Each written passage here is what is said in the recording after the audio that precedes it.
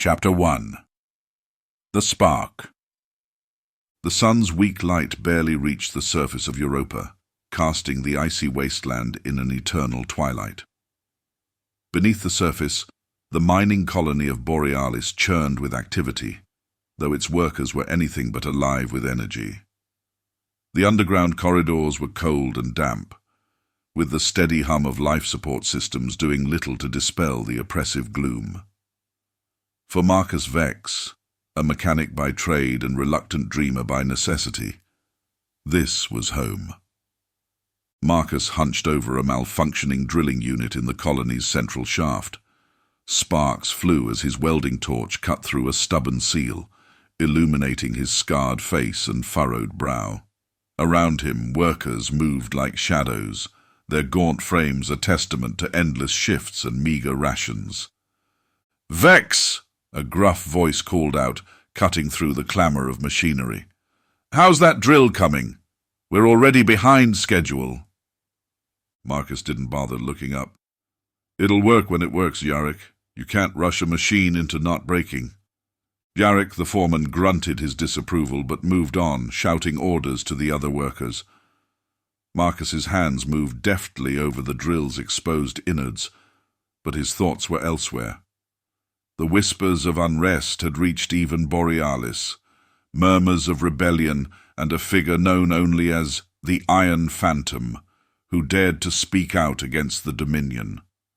The idea seemed absurd, even suicidal. Yet in the darkest hours of his grueling days, Marcus couldn't help but imagine a different life, one without the Dominion's boots pressing down on their necks. A sudden clang snapped him from his thoughts. The drill roared to life, its mechanisms whining in protest, but functioning nonetheless. Marcus let out a breath and wiped his brow with a grease-streaked sleeve. "Finally," he muttered, closing the unit's panel. As he stood, he caught a flicker of movement from the corner of his eye. A man he didn't recognize was loitering near the edge of the shaft, partially hidden by shadows. Something about the figure's stance set Marcus on edge. Before he could investigate, the colony's alarm system blared to life. Red lights bathed the corridors, and the workers froze, their expressions shifting from exhaustion to dread. An authoritative voice boomed over the intercom. "Attention, all personnel. Prepare for inspection. Dominion forces will arrive within minutes. Any acts of defiance will be met with immediate execution." Panic rippled through the crowd as workers scrambled to their stations, hiding contraband or anything that might appear subversive. Marcus's heart pounded. Inspections were always brutal, but with rumors of rebellion circulating, the Dominion's enforcers would be even less forgiving. As the colony prepared for its unwelcome visitors, Marcus turned to find the shadowy figure gone. Unease crept over him, but he shoved it aside, focusing instead on the chaos around him. When the transport ships landed, their bulk shaking the ground, the colony's air seemed to freeze. Dominion soldiers poured out, their black armor gleaming under the artificial lights.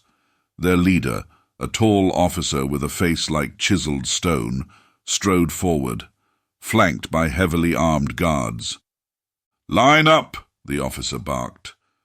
The workers obeyed, forming a ragged line along the main corridor.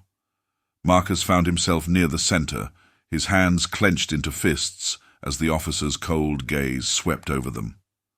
One of the soldiers carried a scanner, its green light scanning each worker's identification chip, embedded beneath their skin. When the scanner reached Marcus, it beeped twice, a sound that made his stomach drop. "You," the officer said, stepping closer. "Step forward." Marcus hesitated, his mind racing. Had someone reported him for hoarding spare parts, for fixing a drill without proper documentation? He stepped forward slowly, his pulse pounding in his ears. The officer leaned in, his eyes narrowing. "You were seen talking to a suspected insurgent." "That's not true," Marcus stammered, his voice hoarse. "I don't even know any—" "Silence." The officer's voice was a whip crack. He motioned to his soldiers. "Take him." Before Marcus could react, the soldiers seized him, their grips ironclad. Cries of protest erupted from the line, but no one dared step forward. As he was dragged toward the transport, Marcus's eyes met Jarek's. The foreman's expression was grim, but he said nothing. The cell aboard the transport was small and cold, with walls of unyielding steel. Marcus sat on the floor, his mind racing. He wasn't a rebel, he wasn't anyone. So why had he been targeted? As the hours dragged on, the door hissed open. A soldier entered, followed by the shadowy figure from the mining shaft. Marcus's heart leapt in recognition. The man's face was partially obscured by a hood, but his voice was calm and commanding. "Marcus Vex," the man said. "You don't know me, but we've been watching you." "Watching me?" Marcus's voice was thick with disbelief. "What the hell for?" "Because you're exactly what we need," the man replied. He reached into his cloak and pulled out a small device, placing it on the floor. The device emitted a faint hum, and Marcus's ears popped as the oppressive silence of surveillance vanished. "The Dominion thinks you're a nobody," the man continued, "and that makes you the perfect somebody to help us bring them down." Marcus stared, his mind reeling.